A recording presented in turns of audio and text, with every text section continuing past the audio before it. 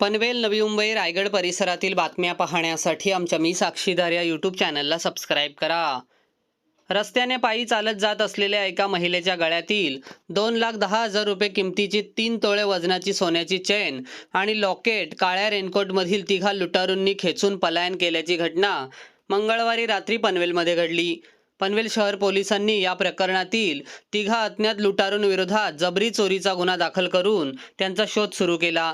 या प्रकरणातील तक्रारदार महिला मंगळवारी 7 जुलै रोजी रात्री 8:30 वाजण्याच्या सुमारास पनवेलमधील नेहमी गजबजलेल्या डॉक्टर बाबासाहेब आंबेडकर पुतळ्याजवळून पायी चालत जात होत्या.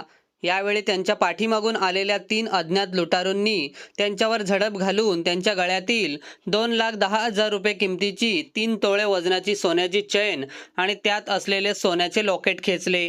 त्यानंतर या लुटारूंनी अंधाराचा फायदा घेऊन पळ काढला. या घटनेनंतर सदरच्या महिलेने तात्काळ पनवेल शहर पोलीस ठाणे गाठून तक्रार दाखल केली. त्यानुसार पनवेल शहर पोलिसांनी अज्ञात लुटारूंविरोधात भारतीय न्याय संहिता कलम 309(6) आणि 3/5 अन्वये गुन्हा दाखल केला आहे. या घटनेतील तिन्ही लुटारूंचे अंदाजे वय 16 ते 18 वर्षे दरम्यान असून ते अल्पवयीन असण्याची शक्यता तक्रारदार महिलेने व्यक्त केली आहे. विशेष म्हणजे ओळख पटू नये यासाठी तिघांनीही अंगात सारख्याच पद्धतीचे काळ्या रंगाचे रेनकोट घातल्याची माहितीही तक्रारदार महिलेने दिली आहे. या वर्णनावरून पोलिसांनी तिघा लुटारूंचा शोध सुरू केला आहे.